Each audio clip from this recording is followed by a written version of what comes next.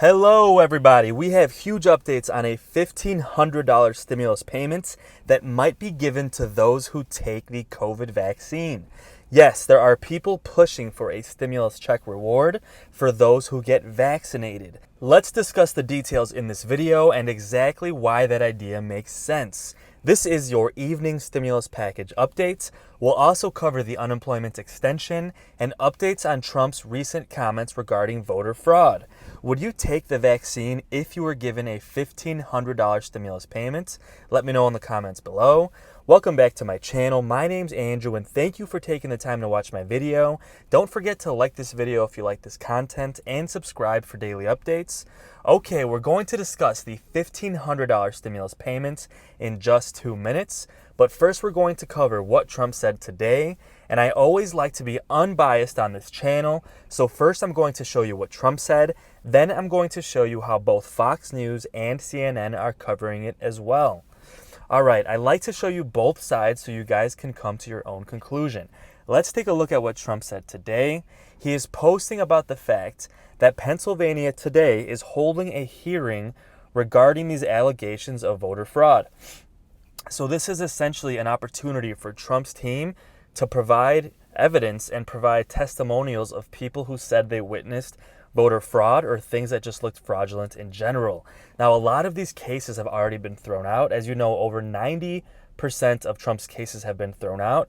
But we do have big news, and a judge in Pennsylvania has halted the certification of Biden's victory in Pennsylvania until further notice, until these testimonials and evidence are fully presented.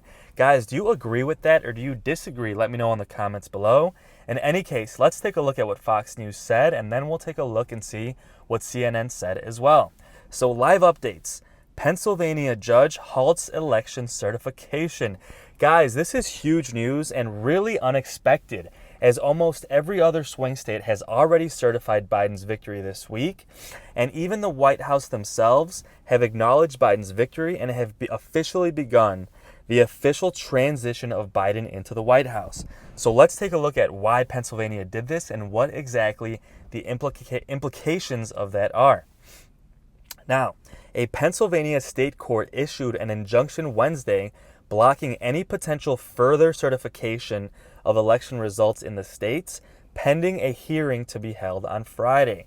So that means this hearing will allow Trump and his team to provide more evidence the day after Thanksgiving, and at that point the judge will say whether or not he'll allow the certification of Biden's victory. Now, the order comes from Judge Patricia McCullough, and she is a judge who was appointed by a Republican.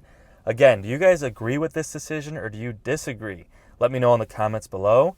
Now, Trump did call into this meeting today. He was not physically present, but he called into this hearing and he said, this election was rigged and we can't let that happen. We can't let it happen for our country. He said this via speakerphone at the meeting. He also said this election has to be turned around because we won Pennsylvania by a lot and we won all of these swing states by a lot. Guys, do you agree with Trump's comments? Let me know in the comments below. And do you agree with Fox News advertising Trump's message?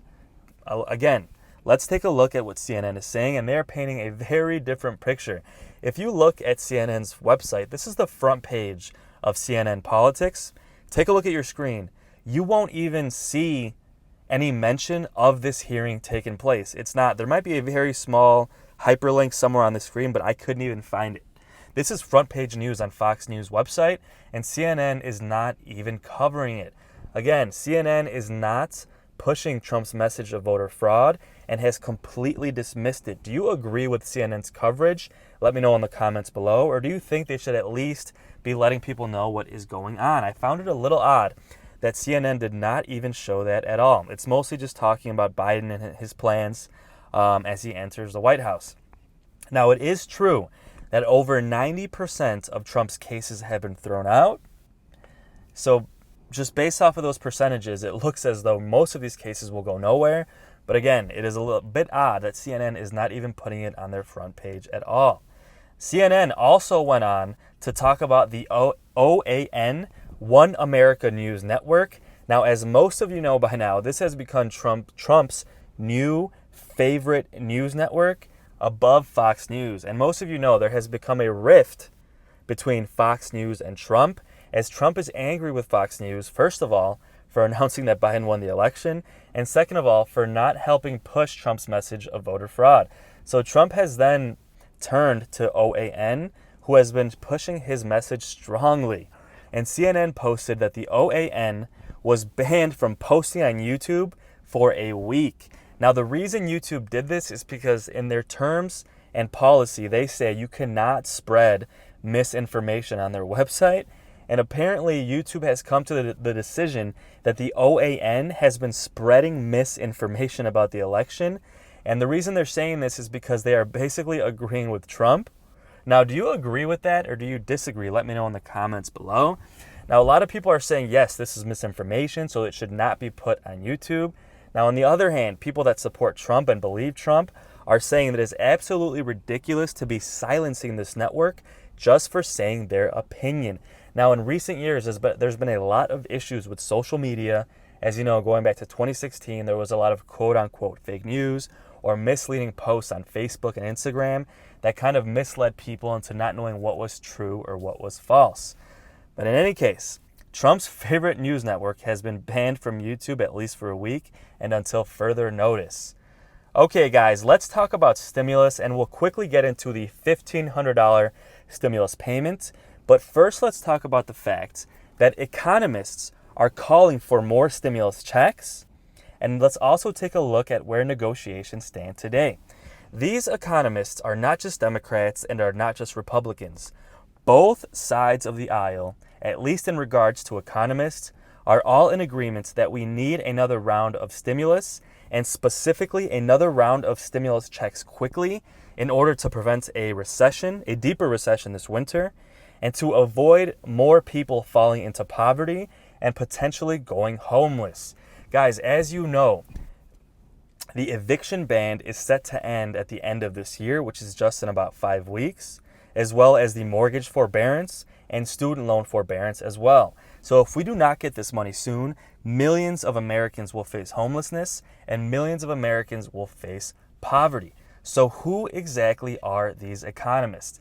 Again, a lot of them are both Republicans and Democrat, and a lot of them are former members of Congress who have worked with both Democrats and Republican presidents throughout their terms. So these are high-level economists, okay? So where exactly do we stand as far as stimulus checks?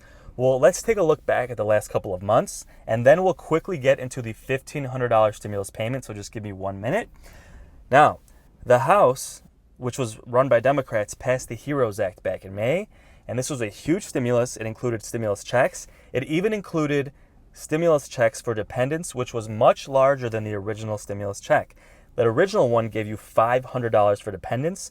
This one gave you $1,200 for dependents as well. Obviously, Republicans rejected that, and this began the slow decline in Republican support for stimulus checks. Now, we all know throughout the summer, both sides said, yes, we need stimulus checks, but they disagreed on other issues. That is not the case right now, guys. If you look back on July 9th, you'll see on your screen, McConnell had the idea of, okay, let's still do stimulus checks, but let's cap this to people that make less than $40,000 a year. That was his first idea, to cap these stimulus checks and limit them. Do you guys agree with that idea? Let me know in the comments below. And do you even like McConnell? And for that matter, do you like Pelosi? Let me know your thoughts in the comments. He then went on to say, oh, you know what? Let's lower these stimulus checks to $1,000. That was their next idea on July 30th, okay? Obviously, that did not come to fruition either. And the next thing that came in September was Republicans' skinny bill. You've heard this a million times. Their skinny bill, which is $500 billion. Now, a lot of people forgot, this actually did not include stimulus checks. It did not. And currently, this is the number one bill that Mitch McConnell supports. So the bill that McConnell wants to pass right now is a $500 billion stimulus bill that does not include stimulus checks. Guys, do you agree with that? Let me know in the comments, and like this video if you strongly disagree with Mitch McConnell. I obviously disagree, and I think people deserve and need these stimulus checks. If you're listening to this video, you've probably paid taxes your entire life, And this is the moment when your government is supposed to help you. So please hit the like button if you agree. So obviously, Pelosi and Democratic leaders strongly disagree, and they do not want to pass any package at all without stimulus checks. Now, the issue is they do not want to compromise at all, and they don't want to spend less than $2 trillion on the stimulus package. So where do negotiations stand now, and what is Biden going to do? Now, a lot of rumors have been swirling saying that Biden is urging Democrats to compromise and spend less on this bill, essentially compromising with McConnell just to get a deal done and prevent a deeper recession. Now, Biden actually came out and personally attested to the fact that that is not true, and he supports Democrats' $2.2 trillion package. Now, let me know your thoughts. Do you think Democrats should compromise and spend less just to get a deal done, or do you disagree? Let me know your thoughts in the comments. In any case, we're still over $1 trillion apart from a deal, but Biden does have a history of compromising with McConnell.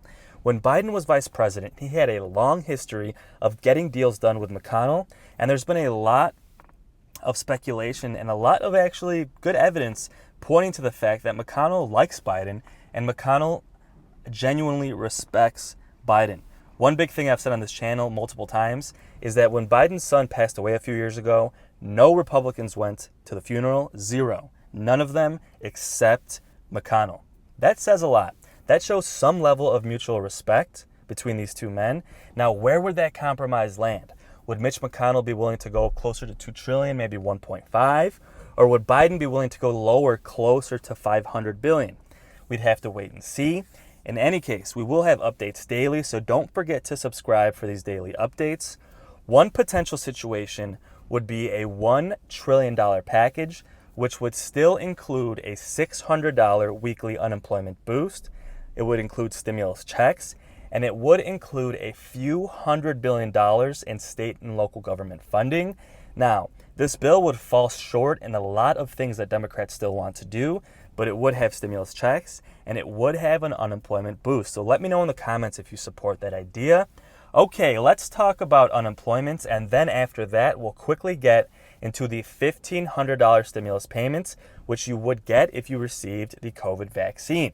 Now, this week, another 778,000 Americans filed for first-time unemployment, and those who are continuing on unemployment, which is what they call long-term unemployment, continues to balloon as well. Now, for the last month, unemployment was steadily and slowly dropping. Things were looking good. The economy was picking up. Currently, things are getting worse again. As winter comes, cases of the illness are skyrocketing, and unemployment is slowly starting to trickle up once again. This is another reason why economists are saying we need to get ahead of this and approve an unemployment boost now and approve money for companies to keep their employees on payroll and not lay them off at all. As you all remember, the CARES Act included a PPP, which was a forgivable loan that your boss would be given or your company would be given to keep paying you and not put you on unemployment, okay? So do you guys agree with that happening again? Let me know in the comments below. In any case, it is clear that unemployment is getting worse, and all signals point to the fact that it will only continue to get worse. And economists are in agreement that passing stimulus now would be a lot better, not only for people's state of mind, but would actually allow us to not have to spend more later. If we hit a deeper recession and people end up homeless, people end up in poverty, the amount of stimulus that would be needed at that point would be a lot more than would be needed to just prevent that deeper recession, okay? All right, guys, let's talk about the $1,500 stimulus payments and how this could work and how it would reward people for getting the COVID vaccine. Now, this idea has been brought up by a lawyer who is a former congressman, and his idea is to provide a $1,500 stimulus check for every single adult who gets immunized. Now, the reason he thinks this would work is because Fauci has said that 75% of the country would need to be immunized in order for herd immunity to take effect.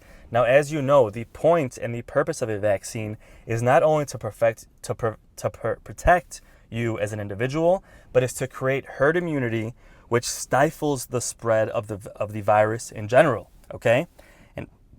And scientists and Fauci specifically are in agreement that we need at least 75% of the country to take this vaccine in order to reach that benchmark.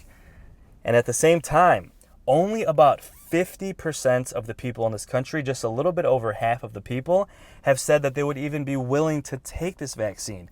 Of course, there is a lot of skepticism concerning the safety of this vaccine, just given the fact that this vaccine was done so quickly. Now, Dr. Fauci says it was done properly and it is safe. Personally, I would believe Dr. Fauci. Let me know in the comments if you believe him as well. But obviously, at least half of the country does not. And this is why he is saying that we should provide a $1,500 stimulus check for getting vaccinated. Guys, do you agree with that idea? Let me know in the comments below. Basically, he's saying this would kill two birds with one stone. It would provide stimulus checks, but it would also incentivize people to get the vaccine, which would further allow us to crush this pandemic. All right, guys, thanks again for watching, and thank you for making it this far into my video. I really appreciate you guys taking the time, and if you haven't yet, please subscribe for daily updates. It really means the world to me, and I really do appreciate every single view. My thoughts truly do go out to each and every one of you during this hardship. And I know if you're watching this video, it's probably Thanksgiving or just after Thanksgiving, so I hope you guys are all having a happy holiday. And just know, if you're in a hard part of your life right now, that you will get through this and you will be in a better place. Stay strong out there and keep taking steps towards a better tomorrow. Thanks again for watching and have a great day.